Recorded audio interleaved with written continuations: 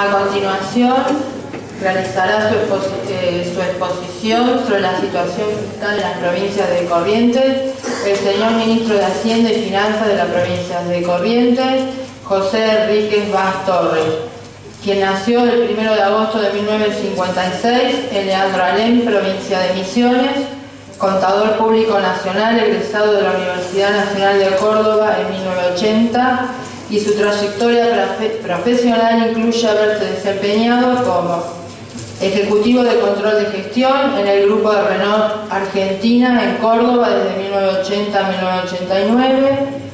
Fue integrante de la Cátedra de Sociología Económica de la Universidad Nacional de Córdoba. Ejerció la profesión liberal en la región del NEA desde 1989 hasta la fecha.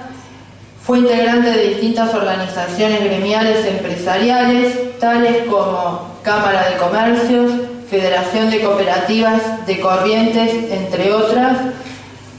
Fue ministro de Hacienda, Obras y Servicios Públicos de la provincia de Corrientes desde el año 2001 al 2003, ministro de Hacienda y Finanzas de la provincia de Corrientes desde el año 2003 al 2006 y ministro de Hacienda y Finanzas de la provincia de Corrientes desde el año 2009 a la fecha. ¿Quién tiene la palabra? Bueno, buenas tardes.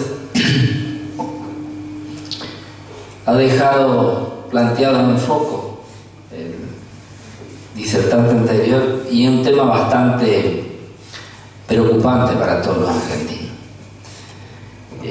Yo antes de adentrarme en el problema fiscal derivado del régimen de coparticipación federal, me gustaría reseñar un poco la coyuntura de la provincia de Corrientes, que es un poco el panorama de cómo nos ha dejado este régimen a lo largo del tiempo, o cómo ha funcionado el régimen de la distribución de los recursos federales en esta región del país. Para lo cual me gustaría, de algún modo, a ver si puedo poner un poquito, a ver, voy a acercar, discúlpeme. Estamos medio peleados con la tecnología, pero bueno. Ustedes saben que en nuestra región lo que podemos detectar con relación al resto del país es justamente lo que nosotros llamamos asimetría. Y la asimetría es el resultado justamente de una asignación de recursos desigual. Y aparentemente lo que trataba de hacer la ley de distribución de la coparticipación era remediar esto. Bueno, yo diría que al día de hoy fracasó. Así que sin poner la conclusión primero, yo debo decir que la situación de la provincia de Corrientes encuentra un panorama desde el punto de vista económico donde, si miramos a la provincia en términos de Producto Bruto, podemos decir que el sector público ocupa el 40% de este Producto Bruto. Y ustedes dirán, un 40% es una cosa absolutamente exagerada, y yo diría que absolutamente no. El Producto Bruto que encuentra un sector público tan grande no es porque sea demasiado grande el sector público, sino que es demasiado chico el sector privado. Y yo diría que tiene que ser aún más grande el sector público. ¿Por qué? Porque necesita prestar más y mejores servicios que de alguna manera compense la falta de recursos que se transfieren desde el orden nacional a la provincia y obviamente a los municipios y a la región en su conjunto. El Estado de la provincia de Corrientes de alguna manera acompañó la demanda del crecimiento poblacional, pero lo hizo de modo ineficiente. Fíjense que en el orden institucional la provincia de Corrientes tuvo que exhibir el penoso mérito de 17 intervenciones federales, donde a sucesión de los déficits fiscales, de los problemas financieros, sobrevenía el descontento social, la crisis social, la política, y desembocábamos en un desorden institucional de envergadura como el que recientemente recordamos en el año 99, que tuvo que ser aplicado nuevamente el remedio federal por 2 años consecutivos con una intervención federal que no tiene antecedentes en el país. Intervención federal a los 3 poderes y a todas las administraciones comunales. Es inédita esta intervención federal, que es la última que creo que después fue la de Santiago del Estero, pero en este orden, esto lo podemos comentar en el orden institucional. El sector privado también creció a un ritmo de las posibilidades que le dejaba el sector público. Y la parte más importante de esta coyuntura nosotros la podemos ver en el efecto que esto genera en el empleo, que es lo que más nos preocupa a todos nosotros. Imaginémonos en una abstracción numérica una situación de 4 trabajadores en la provincia de Corrientes, y quizás esto se replique en la región. Conozco algunas medidas que se están tomando en el Chaco que tratan de resolver esta problemática. Fíjense que un trabajador público se desempeña en el sector, un trabajador se desempeña en el sector público. El otro lo hace en la actividad comercial de servicios, muy ligado al consumo que realizan estos empleados del sector público. Vale decir que si el Estado no tiene los recursos para pagar sueldo y salario, este segundo trabajador la pasa muy mal. Y en tercer lugar, podemos decir que solamente uno de estos trabajadores se desempeña en el sector privado de la actividad primaria o la actividad industrial, también de relativo desarrollo.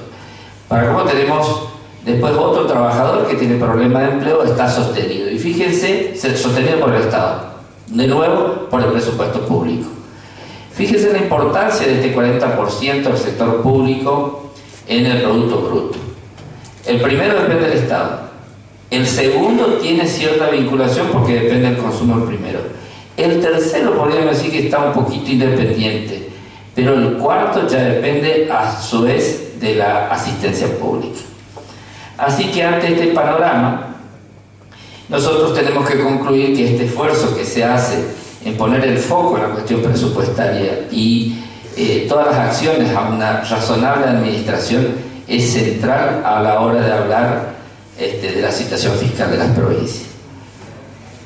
En este marco yo quise dividir esta exposición en estos puntos: la situación fiscal y desendeudamiento. Ahí en la Argentina va a existir seguramente en el tiempo una lectura de una Argentina y las distintas provincias en un antes y después de la deuda.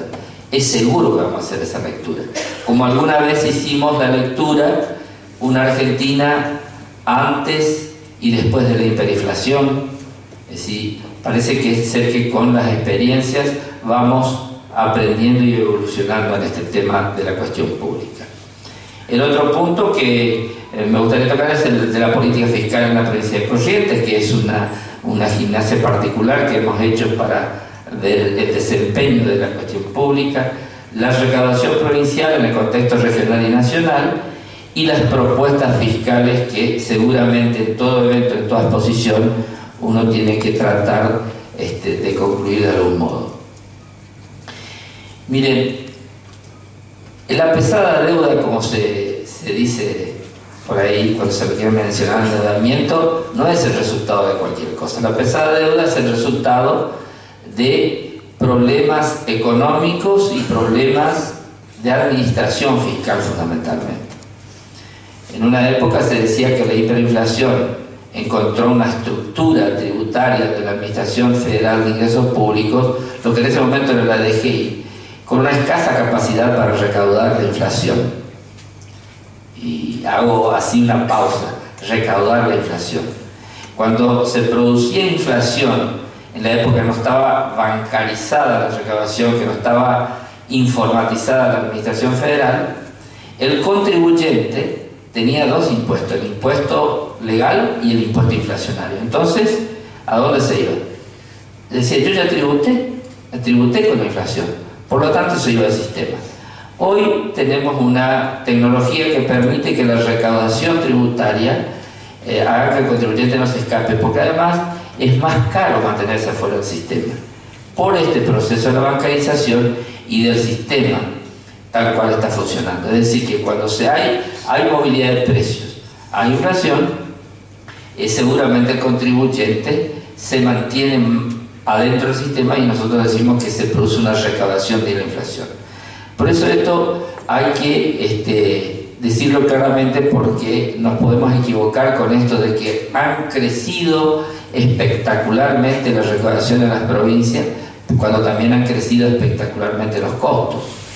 Pero de algún modo tenemos que decir que la deuda en ese marco es central a la hora de analizar las capacidades fiscales, porque la deuda hay que amortizarla, y de un tiempo a esta parte y hasta muy pocos días era un elemento importante dentro de los presupuestos. Ocupaba en promedio más del 10% de los presupuestos. Imagínense provincias como la nuestra, vencimiento de 400, de 500 millones de pesos anuales, con todas las necesidades que tenemos. Obviamente que el desendeudamiento nos entrega una visión distinta del conjunto de las provincias. Nosotros, cuando amortizábamos deudas, escasamente teníamos posibilidades de dedicarnos a la inversión estructural, a mejorar nuestras condiciones, y lógicamente siempre el foco se ponía en la discusión de los plazos, en los mecanismos que nos ofrecía Nación y todo este tipo de cosas que no nos permitía llegar de alguna manera a la posibilidad del financiamiento externo por el riesgo cambiario. La situación, como dije, de las provincias ha cambiado sustancialmente. Tenemos un perfil diferente, podemos acceder a un financiamiento razonable, ya mucho más madura la decisión de los gobernantes de cada una de las jurisdicciones, porque saben el riesgo que corre cuando se producen los déficits fiscales. Fíjense que en el año 2001 nosotros teníamos un presupuesto que era la quinta parte de la deuda, es decir, cinco veces el presupuesto en deuda, y a partir de la realidad de hoy, el conjunto de provincias puede decir que la deuda está adentro del presupuesto. En algunos casos no supera el 30%. Esto es una noticia válidamente espectacular para los ciudadanos de las provincias, de las provincias hiperendeudadas. Para redondear este tema del desendeudamiento, yo podría decir que estamos en una nueva oportunidad, que las posibilidades de establecer reformas fiscales, las posibilidades de empezar a utilizar herramientas que lleven a un mejor ordenamiento fiscal, está dado ahora más que nunca. Y se van a dar seguramente recuperación de las recaudaciones locales de modo genuino, porque si el desendeudamiento produce liberación de recursos para que podamos invertir en la obra pública, la generación de activos que necesitamos para poder desarrollarnos, la rentabilidad de esos activos no solamente va a generar empleo, sino que va a posibilitar una mayor recaudación genuina de nuestros organismos.